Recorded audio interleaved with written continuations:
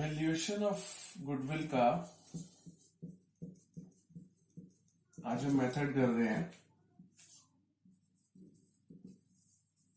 Weighted average profit method. Weighted average profit method, तो इसके अंदर जो गुडविल निकालने का फॉर्मूला है वो है weighted average profit into years of purchase. Simple. Year of purchase मैंने हमेशा आपको बताया क्वेश्चन में गिवन होगा। वेटेड एवरेज प्रॉफिट हमें निकालना है। वेटेड एवरेज प्रॉफिट कैसे निकलेगा? वेटेड एवरेज प्रॉफिट का फॉर्मूला है टोटल प्रोडक्ट अपॉन में total weight. Total product upon में टोटल वेट। इस तरह से आप वेटेड एवरेज प्रॉफिट निकालोगे। वेटेड एवरेज प्रॉफिट यहां रखोगे, इनटू ईयर ऑफ परचेज करके आपके पास एक गुडविल आ जाएगी। अब ये जो टोटल प्रोडक्ट है, प्रोडक्ट यानी कि मल्टीप्लीकेशन का टोटल, किसका प्रोडक्ट, किसको मल्टीप्लाई करके उसका टोटल करना है। तो यहां पर टोटल प्रोडक्ट जो करना है आपको, प्रॉफिट और वेट आपको गिवन होंगे। क्वेश्चन में आपको प्रॉफिट भी गिवन होगा, वेट भी गिवन होगा।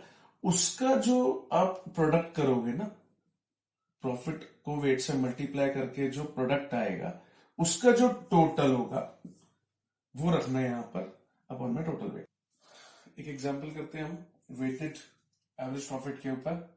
मान लिया हमें प्रॉफिट्स गिवन है, profits for the previous 5 years वर 2010 में प्रॉफिट है 50,000, 2011 में प्रॉफिट है 20,000, 2012 में प्रॉफिट है 30,000, 2013 में है 10,000 और 2014 में है 40,000। हो गए 5 years, 1 2 3 4 5 years हो गए। साथ साथ लिखा हुआ है वेट्स आर 1 2 3 4 5 और अब लिखा हुआ है इसमें find goodwill when years of purchase are 3 years। ये एक क्वेश्चन है कि पिछले 5 साल का प्रॉफिट दिया हुआ है, 1 2 3 4 5 years का प्रॉफिट दिया हुआ है। वेट गिवन है 1 2 3 4 5। Find goodwill when year of purchase are 3 years। तो इसको सोल्यूशन करते हैं। पहले गुडविल का फॉर्मूला लिख रहा हूं मैं। गुडविल इक्वल्स टू, मैंने क्या बताया था, weighted average profit into years of purchase. Year of purchase हमारे पास क्वेश्चन में गिवन है, कितना है, when years of purchase are 3 years है, तो 3 यहां लिख लेंगे। वेटेड एवरेज प्रॉफिट अब हमें चाहिए। वेटेड एवरेज प्रॉफिट का मैंने फॉर्मूला क्या बताया आपको, टोटल प्रोडक्ट, टोटल प्रोडक्ट किस किस का, मैंने बताया था प्रॉफिट का और वेट का, और अपन में टोटल वेट। अभी टोटल प्रोडक्ट भी चाहिए और टोटल वेट भी चाहिए। टोटल वेट गिवन है, देखो वेट का टोटल वेट्स गिवन है 1 2 3 4 5। तो 5 4 9 9 3 12 14 15। टोटल देखो वेट भी हमारे पास है। टोटल प्रोडक्ट चाहिए। टोटल प्रोडक्ट को नीचे निकाल देते हैं। कैसे? इधर लिखो ईयर्स, इधर लिखो प्रॉफिट,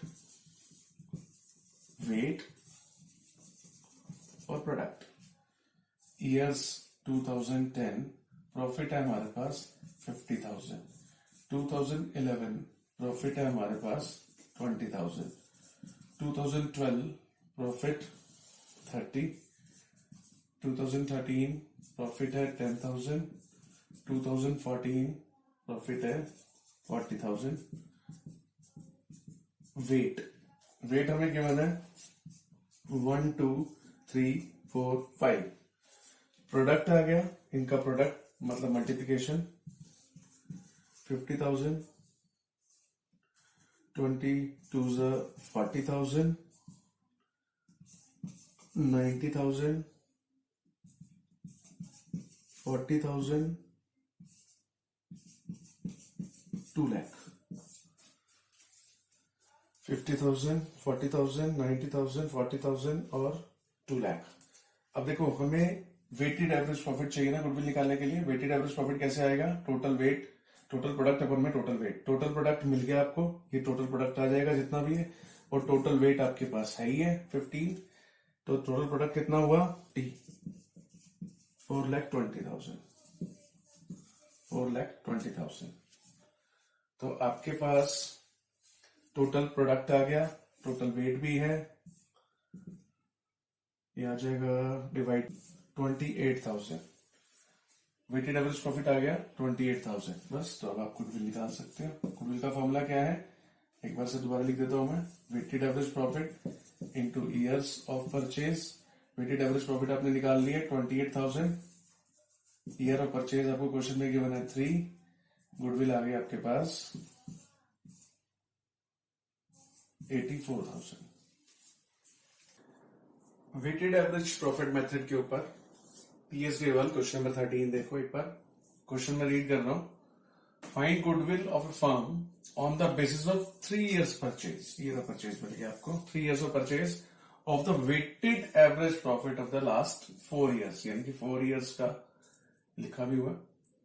4 years लिखा. वेट एंड प्रॉफिट्स आर 1 साल, 2 साल, 3 साल और 4 साल. 14, 15, 15, 16, 16, 17, 17, 18.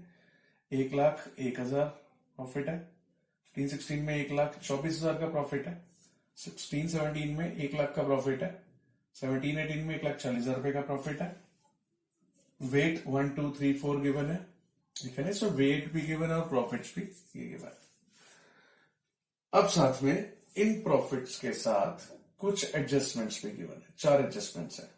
एडजस्टमेंट्स वाले आप पहले कर चुके हो कि प्रॉफिट में हमें कुछ प्लस या माइनस करना होता है इन एडजस्टमेंट्स को. तो अगर ये एडजस्टमेंट्स नहीं होती तो हम कैसे करते हैं? Goodwill equals to weighted average profit into years of purchase. Year of purchase मुझे गिवन है 3. Weighted average profit. Weighted average profit कैसे निकालते हैं मैंने बताया था. टोटल प्रोडक्ट अपॉन में total weight. Total product upon में टोटल वेट. टोटल प्रोडक्ट मुझे गिवन है 4, 3, 7, 8, 9 और 10. टोटल वेट 10 है. टोटल प्रोडक्ट तो मैंने बताया था कैसे निकालते हैं. ईयर्स रख लो, प्रॉफिट रख लो, ये ऐसे रख लो आप. प्रॉफिट और वेट जैसे क्वेश्चन में गिवन है वैसे रख लेते हैं. और यहाँ पे ईयर्स 14, 15, 15, 16, 16, 17, 17, 18. प्रॉफिट है 1,01,000, 1,24,000, 1 लाख और 1,40,000. वेट गिवन है 1, 2, 3, 4. अब मुझे क्या चाहिए? मैंने आपको क्या बताया था? टोटल प्रोडक्ट चाहिए. मल्टीप्लाई कर लो. ये मैं तब कर रहा हूं अगर ये एडजस्टमेंट्स नहीं होती तो क्या होता. अभी हम एडजस्टमेंट के साथ भी करेंगे इस क्वेश्चन को. पहले बिना एडजस्टमेंट कर लेते हैं. इसको प्रोडक्ट किया 1,01,000 आ गया. इसका प्रोडक्ट किया 248 आ गया. इसका प्रोडक्ट किया 3 लाख. इसका प्रोडक्ट किया 5,60,000. टोटल प्रोडक्ट हो गया 12,09,000. ये आ गया 1,20,900. ये क्या आ गया हमारे पास? Weighted average profit. ये मैं यहां रखता 1,20,900 और गुडविल आ जाती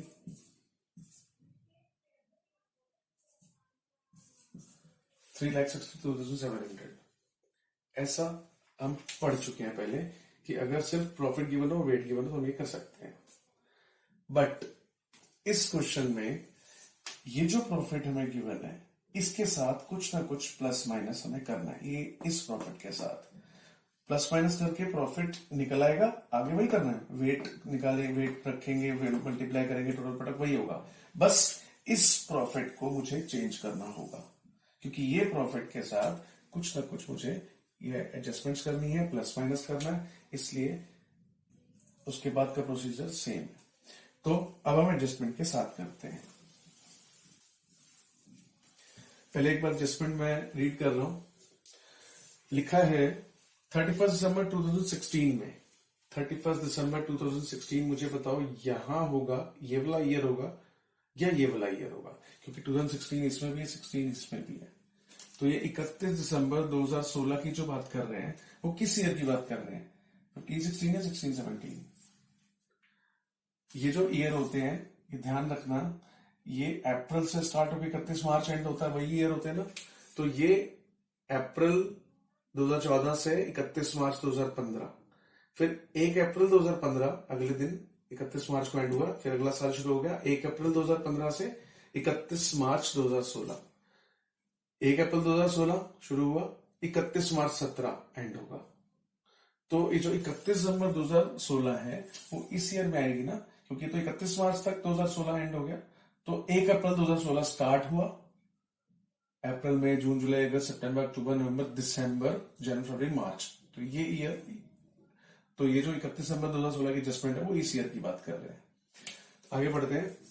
और 31 दिसंबर 2016 है, major repair was made in plant, हमने प्लांट में एक बहुत बड़ी कुछ रिपेयर करवाया, कुछ एक्सटेंशन करवाया 30,000 का, which was charge to revenue, जिसे गलती से रेवेन्यू में चार्ज कर लिया गया। रेवेन्यू का मतलब क्या होता है? रेवेन्यू का मतलब होता है प्रॉफिट एंड लॉस अकाउंट। तो गलती से हमने उसे रेवेन्यू नेचर की आइटम समझ लिया। रेवेन्यू नेचर की आइटम सारी प्रॉफिट एंड लॉस अकाउंट में आती है, और कैपिटल नेचर की जो चीजें होती है वो सारी एसेट्स में आती है। तो ये कह रहे हैं कि जो हमने मेजर रिपेयर कराई थी प्लांट में, तो जो मेजर रिपेयर है वो तो एसेट बननी चाहिए थी ना, जो प्लांट में हमने रिपेयर कराई थी उसे तो एसेट में बनना चाहिए था। ये कह रहे हैं which was charge to revenue, गलती से हमने प्रॉफिट लॉस में उसको डाल दिया। ठीक किया?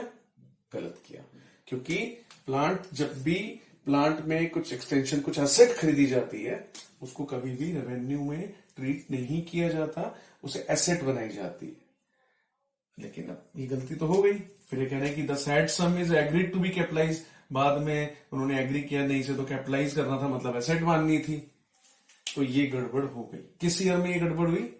31 दिसंबर 2016, इस ईयर में ये गड़बड़ हुई कि 30,000 रुपये हमने गलती से प्रॉफिट एंड लॉस में 30,000 रुपये का खर्चा मान लिया, जबकि वो नहीं मानना था। तो इसमें ये गड़बड़ हुई है। अब इस गड़बड़ को कैसे ठीक करोगे आप? गलती से 30,000 रुपए को हमने खर्चा मान लिया, अभी गलती ठीक करो। कैसे करोगे? प्रॉफिट एंड लॉस में से अब 30,000 रुपए का खर्चा जो गलती से ले लिया गया था उसे हटाओगे तो इस साल का प्रॉफिट बढ़ जाएगा या घट जाएगा? सोच के देखो। मैंने गलती से प्रॉफिट एंड लॉस में 30,000 ले लिए खर्चा, जबकि मुझे वो 30,000 रुपए का खर्चा नहीं लेना था। तो मैं खर्चा कम कर रहा हूं, खर्चा कम करूंगा तो ऑब्वियसली प्रॉफिट बढ़ेगा। तो यानी कि 2016 में ये प्रॉफिट बढ़ जाना चाहिए 30,000 से, क्योंकि ये 30,000 मैं यहां से निकालूंगा, प्रॉफिट से हटा रहा हूं, प्रॉफिट एंड लॉस से, खर्चे में से हटा के एसेट में ले जाऊंगा। तो इसका मतलब मेरा प्रॉफिट उस ईयर में बढ़ जाएगा, है ना। और आगे कह रहे हैं डेप्रिसिएशन 10% और रिड्यूसिंग बैलेंस मेथड। अब ये कह रहे हैं कि 30,000 आपने प्रॉफिट से अलग तो कर लिया, प्रॉफिट एंड लॉस में से निकाल लिया, आपने उसको सही कर दिया, आप एसेट में ले गए। लेकिन कह रहे हैं कि जब आप एसेट में ले गए तो वहां पर फिर उसके ऊपर डेप्रिसिएशन भी लगाओ 10%। ठीक है, यानी कि अगर अब मैं डेप्रिसिएशन लगाऊंगा, जो कि अब तक नहीं था, क्योंकि अब तक तो मैं 30,000 को क्या मान रहा था? प्रॉफिट एंड लॉस में खर्चा मान रहा था, तो खर्चे में तो डेप्रिसिएशन लगता नहीं है। अब मैंने जब अपनी गलती ठीक की कि इस 30,000 रुपए को प्रॉफिट एंड लॉस में से निकाल के एसेट में डाला, तो उधर एक तरफ से तो प्रॉफिट 30,000 बढ़ गया, लेकिन ध्यान से देखो एक नया खर्चा डेप्रिसिएशन का भी तो पैदा हो गया, क्योंकि अब 30,000 रुपए की असेट बना दी मैंने, तो उस असेट के ऊपर 10% डेप्रिसिएशन भी तो लगना शुरू हो जाएगा, है ना। तो एक तरफ तो 30,000 रुपए यहां पे बचेंगे, प्रॉफिट आएगा, और एक तरफ डेप्रिसिएशन की वजह से वो प्रॉफिट कम होगा, तो इसलिए माइनस भी होगा। देखो कैसे, ईयर्स ऊपर लिख लेते हैं 2014-15, ये सॉल्यूशन कर रहा हूं मैं, 15-16,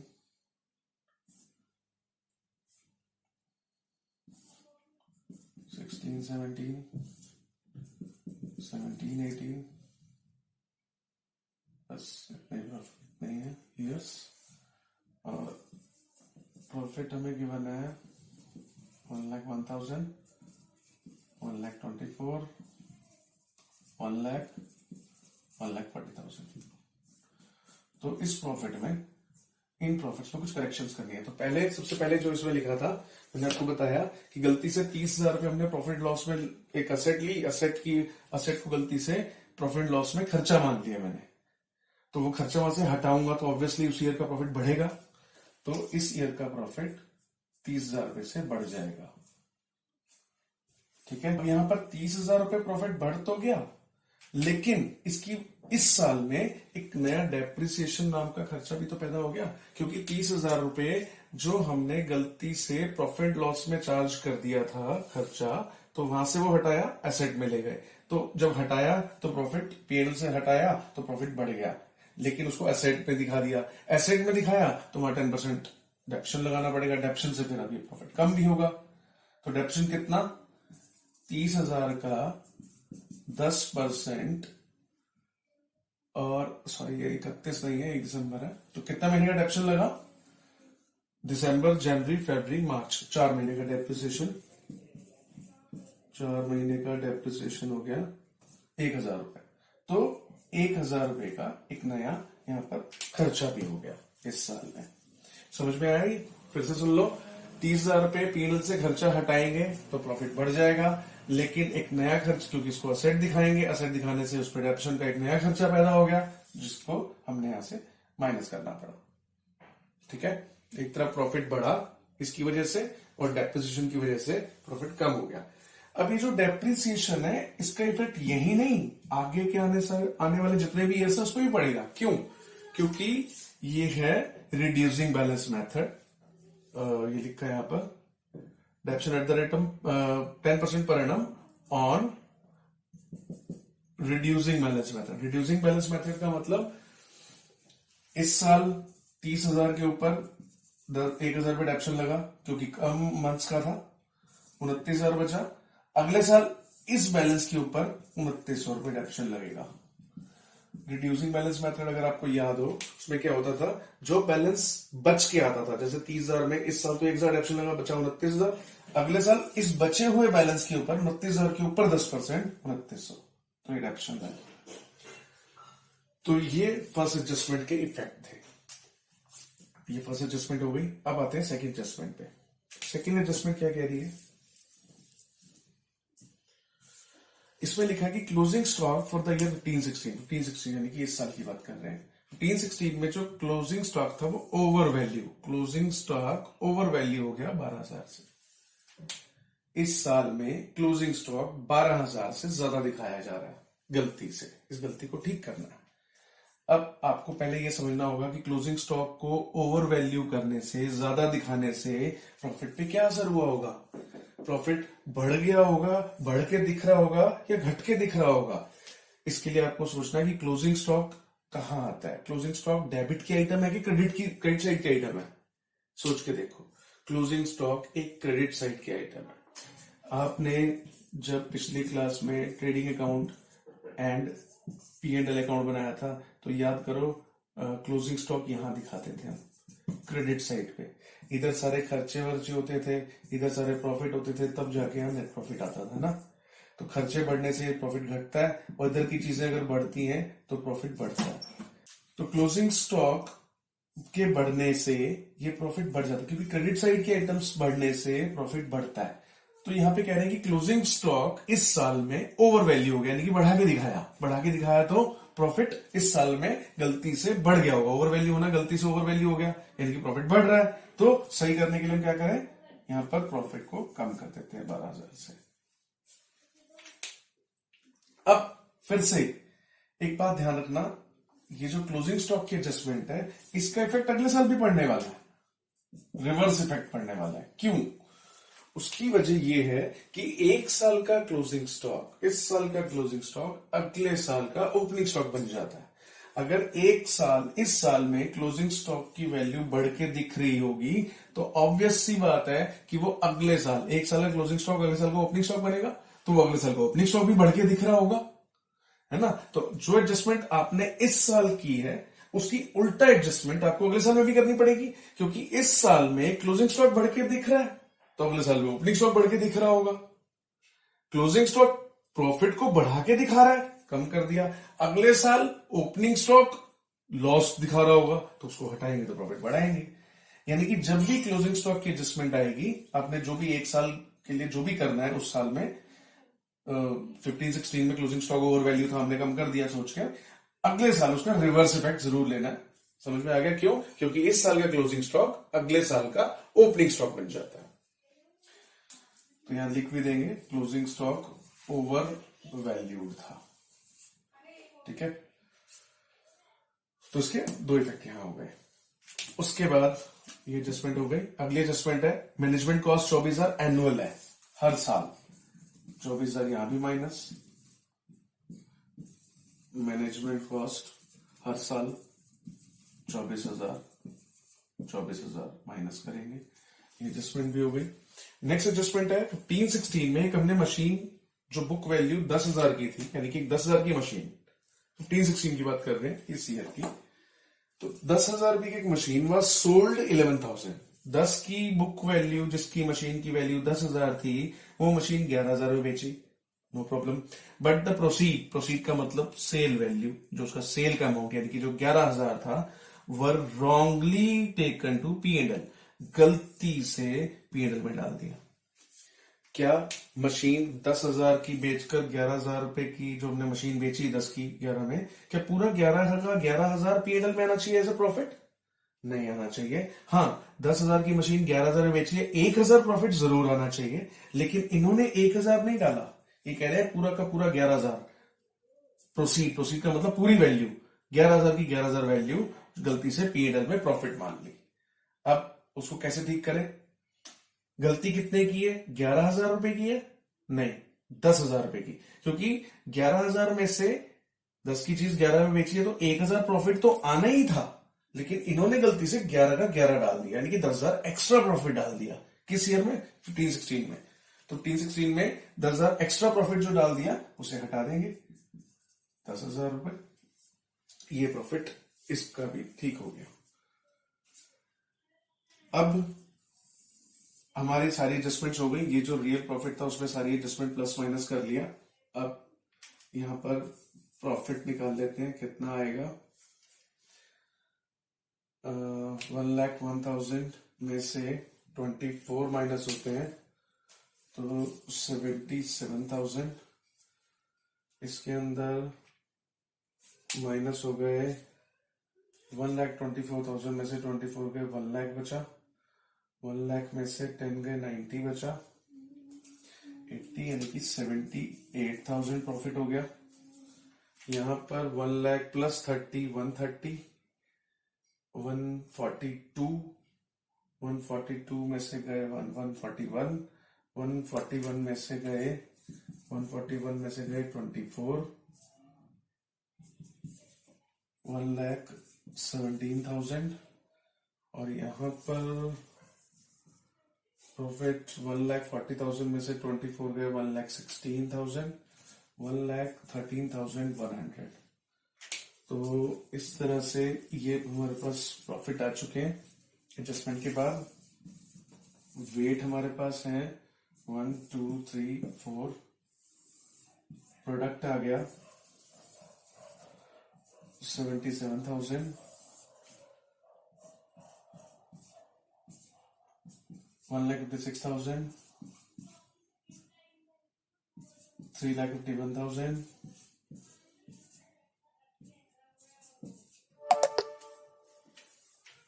4,52,400 टोटल प्रोडक्ट। अब सीधा गुडविल का फॉर्मूला, चलो पहले वेटेड एवरेज प्रॉफिट निकाल लेते हैं। वेटेड एवरेज प्रॉफिट कैसे निकालते हैं, मैंने कहा था टोटल प्रोडक्ट अपॉन में total wait.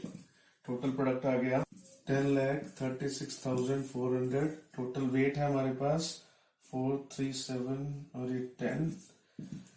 Weighted average profit आ गया 1,03,640। ये वेटेड एवरेज प्रॉफिट। और अब निकाल सकते हैं goodwill. Formula weighted average profit into years of purchase. Weighted average profit निकल चुका है 103,640। ईयर ऑफ परचेज है हमारे पास 3। गुडविल आ गई 310920।